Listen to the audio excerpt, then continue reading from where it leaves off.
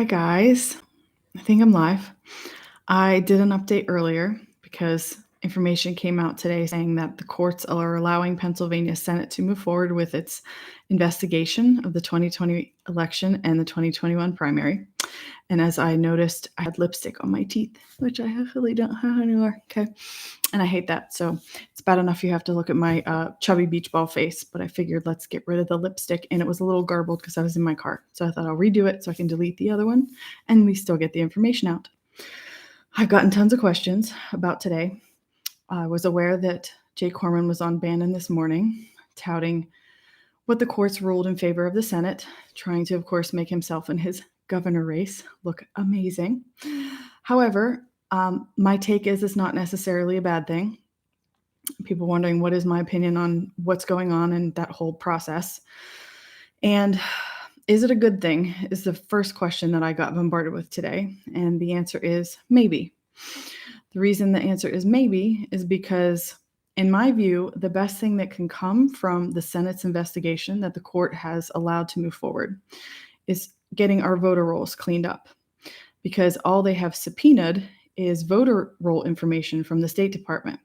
Now, they've also subpoenaed communication between Kathy Bookvar's office, our Secretary of State, who changed all the election code laws last minute, and the County Board of Elections during the time frame that potentially things have been going on that were not on the up and up.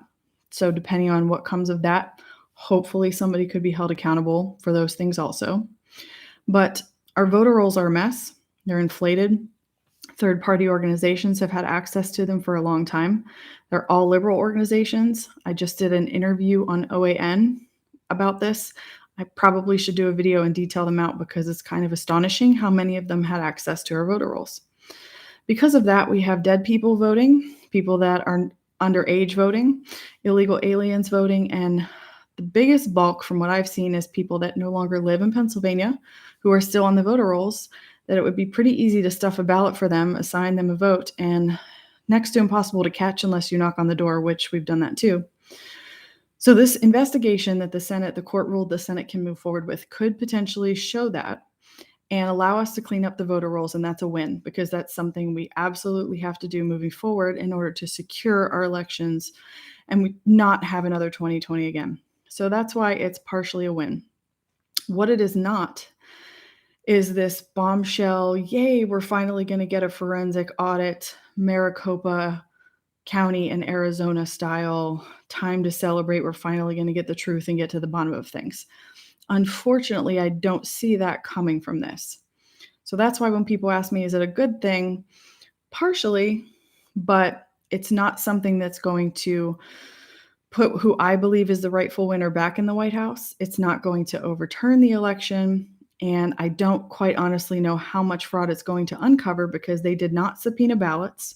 They did not subpoena outer envelopes for the mail-in ballots, which would show us signatures, whether or not there were signatures. It would show us postmark dates and all kind of things there. And they did not subpoena machines. Now, it is possible that they will get to take some forensic images of Dominion machines in Fulton County, Pennsylvania, because those machines were decertified by our Secretary of State last year because Wake TSI did an assessment on those machines where they found SQL software, which is illegal. And the State Department then came in, decertified the machines, and forced Fulton County to buy all new voting machines. Yay. So it's possible that our Senate could get access to those Dominion machines and be able to get forensic images. Now, this was supposed to happen in December. December 22nd was the first day that Envoy Sage, the vendor that the Senate has hired, was scheduled to go in and take a look at the machines, and that got put off and thwarted by the courts. And it was rescheduled again for January the 10th, which is just a couple of days ago. And then that got pushed off again. And here we are today with what looks like a potentially positive court ruling. But I just want to make sure that you guys have the truth and transparency and you know exactly what it is, exactly what it's not. Know that there is some hope, but it's not this amazing bombshell that some of the news outlets and what I say hopium addicts are trying to make it out to be. So that is it. I don't want this to be long. I'm going to try to put together some shorter videos with just little snippets to try to get as much information out to the public as we can, like the right to know requests that we're filing and things that we're getting back. But I hope that clears things up and explains what happened today, why it's potentially good, why it's not a bombshell of truth, amazing good, and what can come of that possibly. I'm going to check yes, it's late.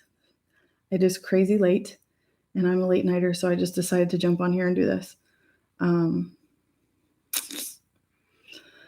Yes, you're welcome, Bo. And I agree with you. I think that Corman is timing this just right for his governor run. I'm super skeptical that anything that comes directly from him. I said this in my other video. I would write in Big Bird before I would vote for Jake Corman if he was my only option, regardless of what seat it was for, whether it's governor, whether he changes course and decides to ever run for a political office again. I've seen entirely too much. Jake Corman ignored us from the very beginning, never answered any emails, phone calls, never took any of our requests for in-person meetings, and there was a ton of them. He was the president pro tem. We immediately tried to get in touch with him, get him on our side, and he quite frankly ignored us the entire time, which is part of the reason why I am such a non-fan of Senator Corman. Now he is trying to jump in and make himself look like the election integrity hero, which I assure you he is not. So, yep, facts are stubborn things. I'm going to cut this off. I don't want this to be long. I just wanted to get some facts out to you guys. Without all the lipstick that was on my teeth earlier, share this video, make sure people understand potentially good things are happening in Pennsylvania, but we have a long way to go. We appreciate each and every one of you that are sticking with us on this journey, that are supporting us, whether it's just cheering us on, encouraging us, financial support. Our volunteers are amazing. We did not do this ourselves. All the canvassing that we're able to get done is all because people stepped up. People who actually cared about this stepped up and said we want to be a part of it. So thank you guys so much for continuing in the fight with us. We're just getting started. More to come.